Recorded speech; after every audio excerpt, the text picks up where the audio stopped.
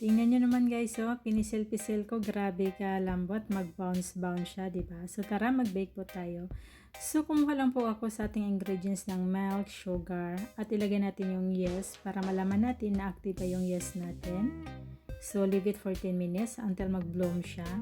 So yun, nag-bloom na siya guys. So ngayon, ilagay na natin yung ating flour, sugar, salt. Mix lang natin until well combined. At ilagay na din natin yung ating yeast na nag-bloom na, yung ating milk, 1 egg. At i-mix lang natin to until mag-form po siya ng dough. So mix well lang natin until makuha natin yung consistency ng ating dough. Saka natin ilagay yung ating butter.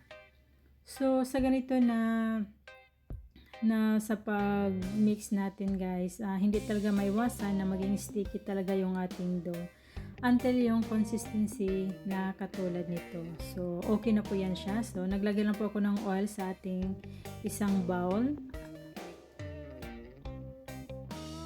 at masahan ko lang ng konti at i-form ko to ng pabilog. So yun, okay na po itong ating dough. Paalsahin natin to guys for 30 to 45 minutes. Depende po sa inyong place kung mainit po ba mas madali. So takpan lang natin to ng cling wrap and set aside. So habang pinaalsa natin yung ating dough, so maglagay tayo ng butter sa ating molder. Ito lang po yung molder dito sa bahay. Ayun, ready na po yung ating dough. So i-press ko lang po para lumabas yung mga air.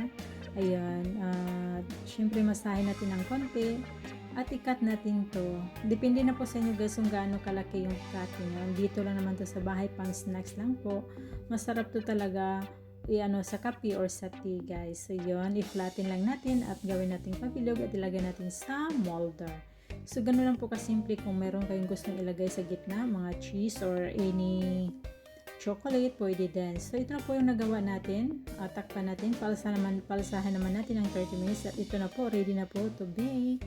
So yun, ilagay natin sa oven 160 for 10 to 12 minutes. And this is it. Ready na po yung ating bread guys. Napakalambot nito. So nilagyan ko po siya ng butter para the more siya maging moist. So yun, napakasimple lang po talagang recipe na to. At syempre lagyan na natin to ng cheese. Ayun, itong cheese guys is cheddar cheese. Yung ready na siya na kinayod na talaga siya. Ayun. Ganun lang po kasimple and ready to eat na po siya. Ayun, look at that. Ayun, may pang snacks na po tayo. Hindi na po tayo bibili ng tinapay sa tindahan.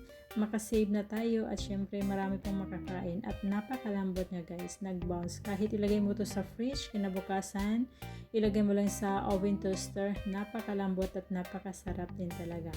So, thank you for watching. God bless.